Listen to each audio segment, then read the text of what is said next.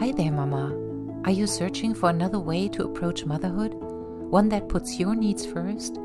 That allows you to live it all without guilt or holding back any of your amazing talents and unique gifts? Then the Live It All Mommy podcast is made for you. Each month we are taking you behind the scenes, looking into the real world of motherhood, giving you a roadmap to unleash your unique potential, your passion, self-trust, and purpose as an amazing mother, deep soul, and powerful working woman. It's time to live it all, Mommy. Let's dive in. Do you want to know how to live your life with passion, guided by the spiritual world? Today I'm most delighted to interview Rahima Baldwin Dancy, internationally known parenting expert and world of early childhood educator.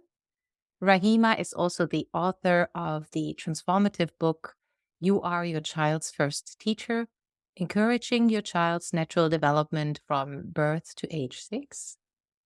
Rahima also worked intensively as a midwife and offered one of the first in-home childcare programs for children 3 and 4 years old. Rahima offers lectures, conferences, and courses throughout the world on alternatives in birth, parenting, education, and unconscious aging. She has an online course for parents and childcare providers coming up in September through Lifeways North America, of which she is one of the founders. Last but not least, Rahima and her husband have raised 4 now adult children and are delighted to have 4 grandchildren. Rahima, thank you so much for being here today. 5 grandchildren. Don't forget little Leo. How old is little Leo? Leo is 3. Wonderful. Yeah, please, before you share any details about the practical tools that you have developed for transforming the home life of families, I know you describe yourself as a woman who was always driven by passion and being of service to tasks given by the spiritual world. Can you give us some deeper insights into what that means and when you first felt that connection with the spiritual world and started getting information about your life path and tasks? Yeah, well, there are kind of stories I don't usually talk about, but in the 70s, my husband and I went overland to India and we met with various spiritual people at that time, Ram Dass's guru, Nimkroli Baba, and Muktananda before his work was known, and so forth. And we had just come from 3 weeks at the ashram with Muktananda, which is the same ashram as Eat, Pray, Love. That's kind of the current description of it. But we had asked Muktananda's blessing when we left, and he touched my forehead. And on the bus, 20 minutes later, the heavens opened, which is part of what happens with the Shaktipat in that regard. And God, in quotes, said to me, "You're going to be a midwife." And I was like, "You must be putting me on," to quote the Bob Dylan line, And I knew nothing about birth. I was married. I was 23, perhaps, and, wanted to have children, but midwives and birth and But I also said yes, and so that really guided me. We spent 2 years in England where, of course, midwifery was well established. Throughout my life, then, of writing a book called Special Delivery, which, impacted the country quite a bit for the natural birth and birth and midwifery. And then with the You Are Your Child's First Teacher, it was a similar kind of summons, less trumpets and whatever, but we were in the teacher training in Waldorf teacher training in Detroit at the time. And Werner Gloss, who was head of it, was lecturing, and he says, what we need is someone to interpret Steiner's indications for cultural creatives for the people today. And of course, I had that following already through natural birth and La Leche League and breastfeeding and so forth. And I sort of internally went, oh, I could do that. And I was like, oh my gosh, what just happened? What have I done? What have I said? What happened? And that was this task of really writing You Are Your Child's First Teacher, which was quite a task of not turning Steiner into pablum and yet not making it so esoteric that people were like, oh, because the early childhood, and I would, train to be an early childhood teacher, there was very little translated at that time in America.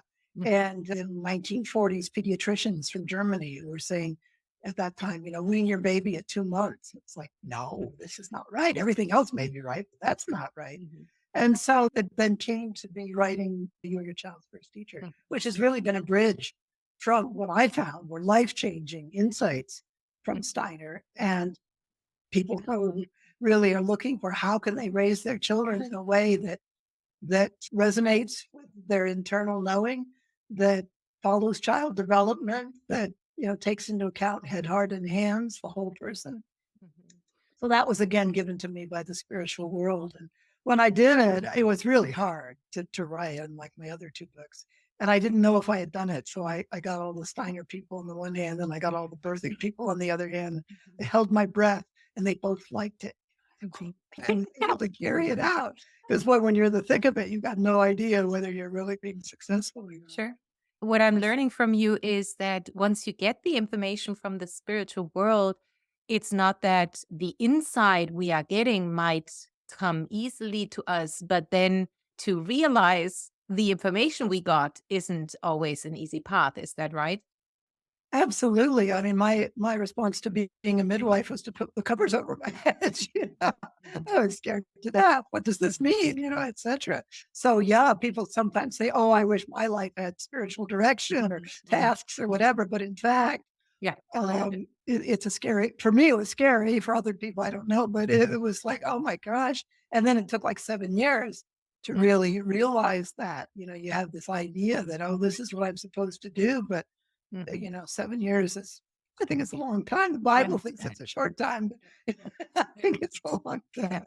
Yeah, and I think it's so important that we share that it is really a path that includes our personal development, our ongoing personal development. That it's not something we get an information, and then hoorah, we are suddenly there, right? I have a bumper sticker made by a woman. It says, "Motherhood, the shortest and steepest path to enlightenment." And I Oh, think, yeah, it's a favorite of mine. But can you you know, repeat that? motherhood, the shortest and steepest path to Yeah, enlightenment. yeah, I mean, parenting really is a spiritual path, yeah, and it provides us always with yeah. that challenge and opportunity to grow, opportunity to heal our own way we were raised. I really approach parenting, conscious parenting, as such a spiritual path. And in that sense, you don't ever get good at it in the sense, oh, I got it now. And the first child is always leading the way. The subsequent children have their own challenges that you haven't encountered before. So it's a real challenge for inner growth. Absolutely. Beautiful, beautiful, yeah. And you mentioned Steiner already. So, for those parents who are not familiar with Rudolph Steiner, can you share a little bit about who he was and also your approach? I mean, you were one of the first to, yeah, create the early in home care programs for children 3 and 4 years old. What was special about your program? So that way we can get some information about Rudolf Steiner, Yeah. maybe Well, explain. Rudolph Steiner was such a visionary and really tuned into child development in a way that now has been borne out by Piaget and others and brain imaging, but he developed it whole cloth. And he really talked about how the child develops and that they're not little adults. And these things were and still are quite revolutionary because that's not the way our society functions. Mm. It really ignores child development and the development of consciousness and so forth. So Steiner was really quite remarkable in that regard. And of course, he turned his attention to education, to biodynamic agriculture, to all kinds of things. Whenever he was asked, then he would pour forth, as it were, with his insights. And to me, that was really, I had been involved in inner growth and spiritual work. I said I went to India and various things. But whoa, children, we have these wonderful alternative births and alternative children. And oh my gosh, what do you do with them now? There was nobody that, and I won't say nobody, but very few spiritual people turned their attention to children. It was much more common. You take the monk's path, you don't have children, or you have to go on a retreat for 3 years, or all of these things that are incompatible with being a mother, being a father. And so when I said, well, who has turned their attention? It was like Hazrat Inayat Khan was one, Sri Aurobindo was one, Steiner, he was one, but really founded the insights that then became Waldorf education and became parenting. And in terms of the childcare, it's interesting because, when I first did when not I, again, these things spring up all over the country. It wasn't that I was doing it. I was doing a home care program um, in the Detroit area in 1984. Mhm. Other people were doing it in Boulder. Other people were doing it. We were just saying, well, gosh, child care. There is no child. There's no good child care. So let's do something for our 3 and 4-year-olds. Mhm. Under 3, 2, 1, there was nothing, and nothing within the Steiner movement. In fact, it was dictum. Oh, they should be at home. They should be at home with the parents. Absolutely. So we were a little bit revolutionary in the 80s, but just a tiny 3 and 4, that's considered old now. Build children in child care quite commonly at 6 weeks or 1 year, looking for a preschool program. And what was so not revolutionary was that even though another teacher and I were doing it in her home, we had 12 children. We were imitating the Waldorf kindergarten program. We made it a little bit simpler, a little bit younger, but we didn't even use the rest of her home because we hadn't that mindset of home is the model, life is the curriculum, all of these things that have been formulated so well by Lifeways. It wasn't really readily accessible. So when I did it again, a home program 10 years ago, so 35 years later with my daughter, that was the biggest difference, was that we really used the whole home. We used the activities of daily living. We didn't have a separate beautiful Waldorf program. We had the Waldorf program, but we incorporated living. And I think that's the biggest insight that both Lifeways and why I worked with Lifeways is to say the value of home life, of baking and sweeping and gardening and all of these things that again we don't quite value. Many parents try to get the housework done while the child is napping or while the child is off at preschool, and then they find they have to be entertaining the child, playing with them. What do we do together? And to realize that there are ways to incorporate your child into both the things that have to be done for home life and the things that you love to do, maybe a hobby or gardening is something that you love to do, incorporate the young child into that. So I think that's a real insight that's so valuable, transformative to home life. Yeah, and that brings me to the next point. What is really transformative of your program? And you mentioned already to include the child in our daily activities within the household, the garden, whatever.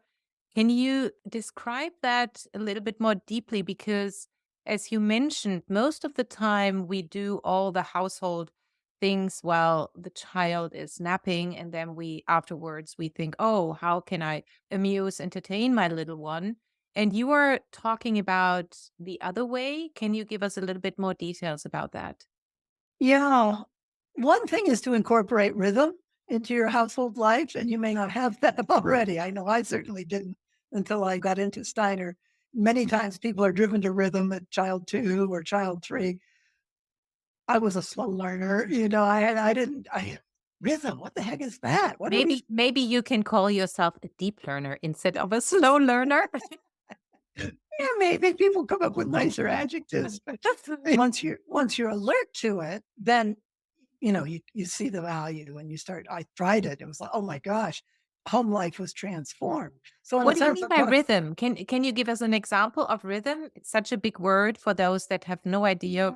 But I encourage parents to start with the easiest things, which are sleeping and eating.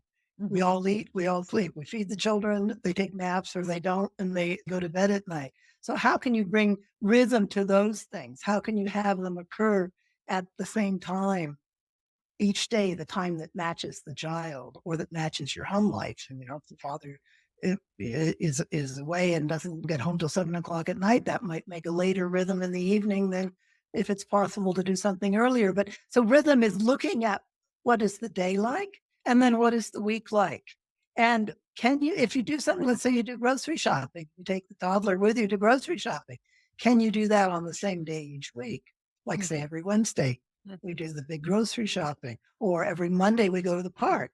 Because some of these things you're doing anyway. So it's just putting a little bit of consciousness into, can I make a rhythm? Because rhythm creates strength. It creates a platform which nourishes everyone.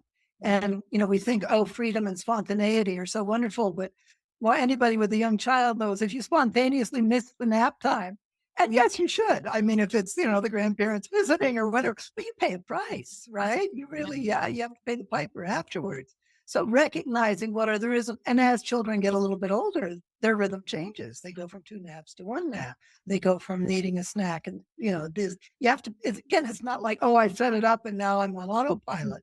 You have to be awake and alert. But what it does is it makes home life have a sort of rhythm, and this is why the Waldorf Steiner, Lifeways, whatever we want to call it, approach to childcare works so well, is because it provides this healthy rhythm where, a lot of outside time, a lot of free play, a short inside time for a snack or a story or whatever, and then free play again, because the rhythm needs to breathe. The rhythm really has an exhale and an inhale. And with young children, they need a long exhale, activities that come from them, free play, big movement, and a very short inhale, very short focus, where they're learning to do your finger plays or to listen to a story or something like that is focused. And then back to maybe a nap. Sleep is a great exhale as well. So some of the insights about rhythm that I found really changed my life, because with one child, and the child's the most interesting thing, and maybe you quit working because you want to be home, or you're dedicating yourself, and you're following them around all the time. You're doing snacks, you're doing that. It's a little crazy making. It's really very hard to find the support for yourself in an arrhythmical, child-led home. Yeah, and that brings me to another topic. So what I'm hearing, to create a healthy rhythm for the child means we as parents first have to be aware of what kind of rhythm are we actually living. And then, as you said, it's not something that stays forever. We have to be aware when changes are needed. And then we also have to work on us to first stay nourished enough to really go and find the rhythm that's healthy for the child, which is not always healthy for us. So to really take good care of ourselves as well, and also to make it possible. That always means we have to do internal work, right? We have to be aware of our own needs, and we have to be flexible to make it happen with the outside world. What would you say is helpful for moms, for parents to really take good care of themselves, to nourish their pup when so they are able to really look at the child's needs and rhythm? Yeah, especially the young child really takes our what Steiner called etheric energy, and you don't have to be esoteric about that. It's our life forces, it's our vitality. They're really living in the aura, the exchange of our life energy. And so then we're exhausted. I can remember being home with my baby. My husband came home from work and said, "What'd you do today, dear?" It was like, yeah, right. Here. And what you're doing is invisible. It's like watching the grass grow or something. You can't see the change. All you see is the entropy. The house was clean this morning, but now there are toys all over. I cooked, I cleaned, none of this stuff is visible. And so I think that what we have to recognize is how important that energy is, that we have it and that we refill it. Fortunately, there are several things that refill that energy for us. And one is nature, right? So get out in nature whenever you can. With the child, sit in the park. When you're sitting in the park, don't go, "Oh, I'm so bored." And what. It's like, take nature in, because that nature gives you that same energy that your child takes and needs. Wild nature is even better. Go on a hike or take the 3-wheel stroller or whatever when you can, or have a sitter or a trade off with your partner, whatever it is, to really get out in nature. So nature is one thing. Artistic activity is another. Anything that you love to do that is really from you, whether it's dancing, movement, Writing. pastel. Yeah, writing, whatever it is that is an expression of yourself, that gives you that same kind of energy. So artistic activity does it. Sleep. Oh my gosh. I had two children, 2 years apart. And the first time they slept through the night, I woke up at 6 a.m. They're dead. Oh my God, they're dead. You know what happened? No, I didn't wake up in the night. I go in, they're fine. They're sleeping. I calculated it's been 6 years since I had slept through the night. Because I'm pregnant with the first one, and then the second one, and then I'm pregnant with the second one, and then the first one's falling out of bed, and then, nursing and all of that, 6 years. So 6 years of sleep interruption. That's a tough thing. They use it as torture in the military, interrupt your sleep. So how can you nap? How can you get to bed early?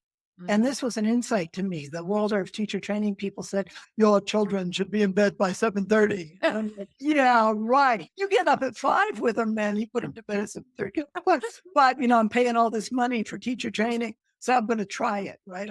I'm game. So I put my children to bed at 7:30, and they didn't seem tired to me, outside of whatever. I'm going to try it. They didn't wake up early that morning.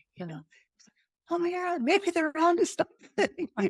That really children need more sleep, usually often than we think. They don't seem tired to us. They love consciousness.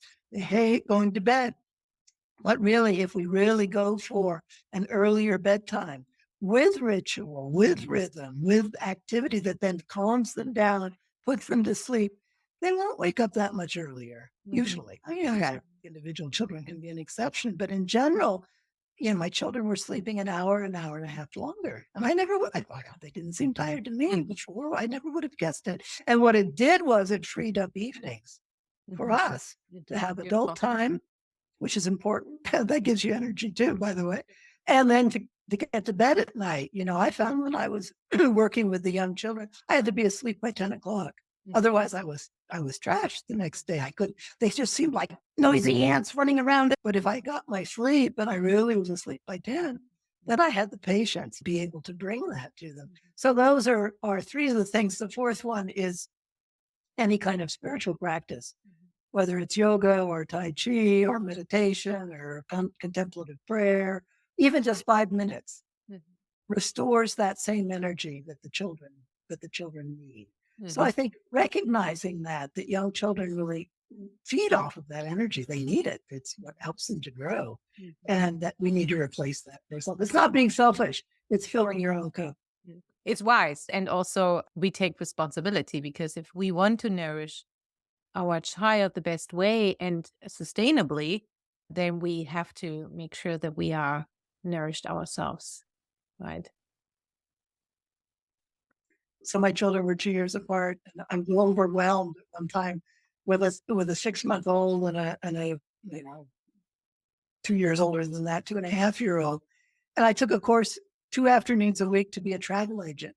And I was about, halfway into it when I realized it was pure wish fulfillment, right? It was talking about, oh, you can ride the bubble, you can go to the, you can look at this, you can travel to Europe. And I just laughed at myself. But it really kept me sane, being two short times. I had a childcare coverage.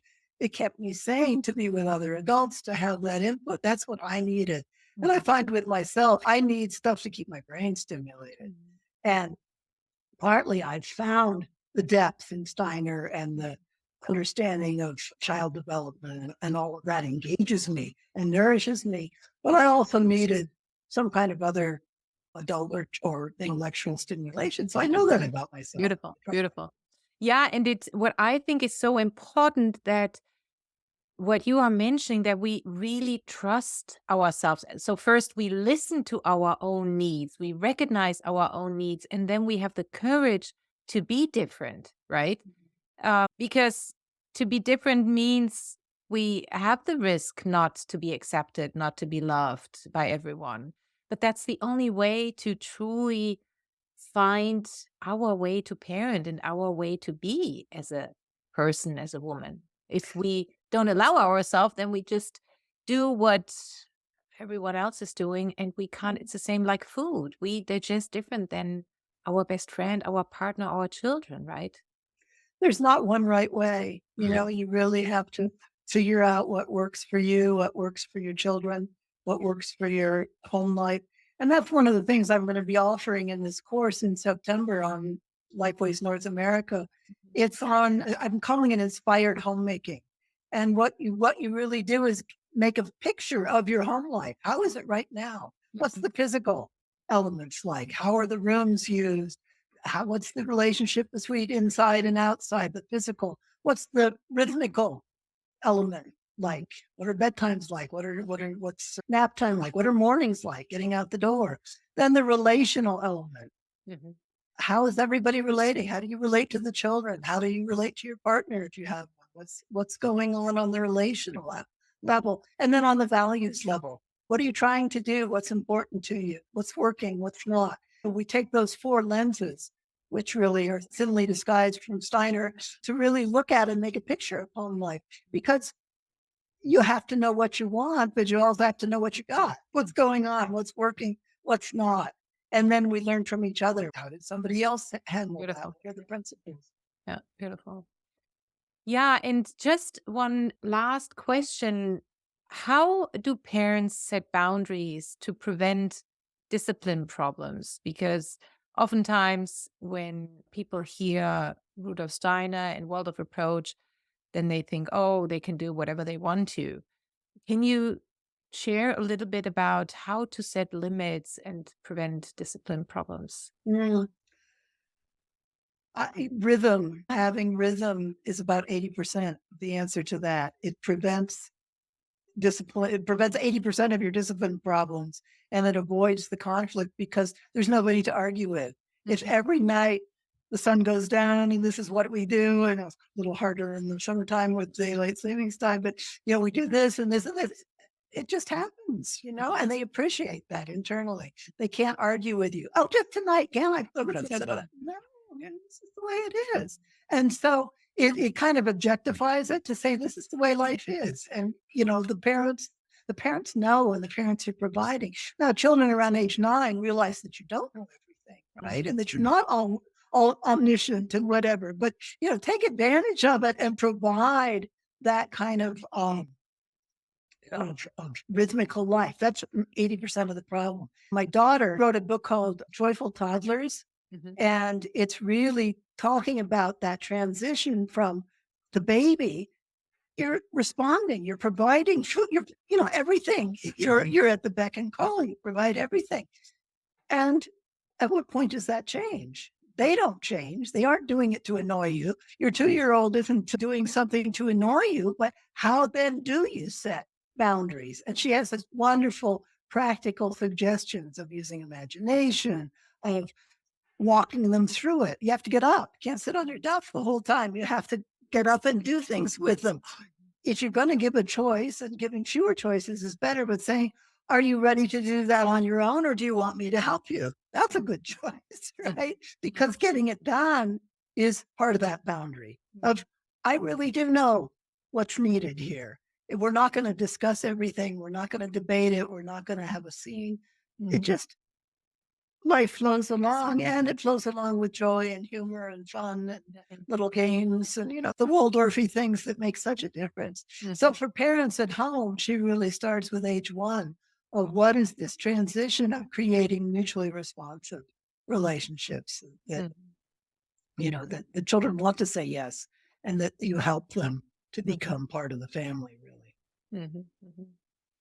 Yeah, which means we have to work on ourselves as well, right? Very often as you mentioned, we think the child tries to provoke us on purpose or to hurt us, but the brain isn't actually developed to be so rational and intellectual. Think, how can I now hurt my mom? That's just a way we adults thinks, right? Absolutely, really, and to understand imitation. Mm. I mean, imitation was something I didn't understand until I studied Steiner and child development, and then you see it everywhere. They learn everything through imitation. They're wanting to find out what works, And so, if we go into arguments with them all the time, well, this is the way mom relates to me, and we have a good time together, talking together. Yeah, that's what they learn instead. And whereas if they learn the life flows, and I'm part of this, and it's good and it's beautiful. That's something that then nourishes us as well, because who wants to be arguing all the time or having it fall apart. And I know I tell people I made every mistake in the book. That's why I wrote the book. And I was a disaster with my 2-year-old son. It's like, oh, we were just at loggerheads, and it broke my heart. And understanding that, oh, this is really a positive developmental thing of them feeling their oats, feeling their power, feeling whatever. And it's our work to provide correction and to teach manners and all these old-fashioned things without getting angry ourselves, without taking it personally. But that is our task then, to provide the correction with right action, with goodwill. Yeah, which is only possible if we are self-aware, right? If we know ourselves, if we know our wounds and trigger points, so we can prevent us from poor behavior towards our child. Would you agree? I think that's one of many things that help. I think you can also have a bag of tricks. You can have a bag of, okay, then I do this, and it works because it matches the child where they are. You don't have to be completely healed or completely self-aware to improve and have life get better. There are many, many things. One is understanding child development. One Sure. is understanding your own past. There are many, many things. Yeah, beautiful. What is your number one advice for working moms who want to live it all, who want to bring their full potential into life as a mom and also as a working woman? Yeah, of course, in a sense, of course, we all want to do that.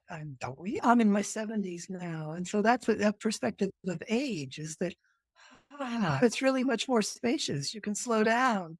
You can take more time. You can do things sequentially. I didn't feel that way when I was younger and more intense. So, in a sense, that's the key of realizing that only one thing fits into any given moment. And coming to that is a product of aging as well. So when you're in the thick of it, I would say, see what things bring you back to yourself, whether it's just taking a breath and, okay, getting new knowledge, getting connection and help. Crazy to try to do it alone. The nuclear family or the subnuclear family, children need more than that. They need a whole network. So I think there are many things that can help you. But I think to value yourself and your state. It's really important that you're not overtaxed and overwrought. And I think that's, if you have that as a value, you'll find more of the help you need. Beautiful. Rahima, thank you so much for being thank with you. us here today, for inspiring and encouraging all moms, including myself, to have the confidence to find our own way as loving mothers and successful working women. And to find out more about Rahima's book and work, go to our webpage, beginningwell.com/podcast. Well, Thank you thank so you. much again. Thank you for all you're doing. Mama, are you ready to learn how to keep your cool even during the hottest family fights and biggest struggles at work? Head over to my website at beginningwell.com to get our free self-care guide and the top self-compassion tools you need to know in order to feel more patient, confident, and more yourself. It's your decision to be a fulfilled mom and woman. I truly believe in your amazing, unique potential. Until next time, don't forget to live it all, mommy.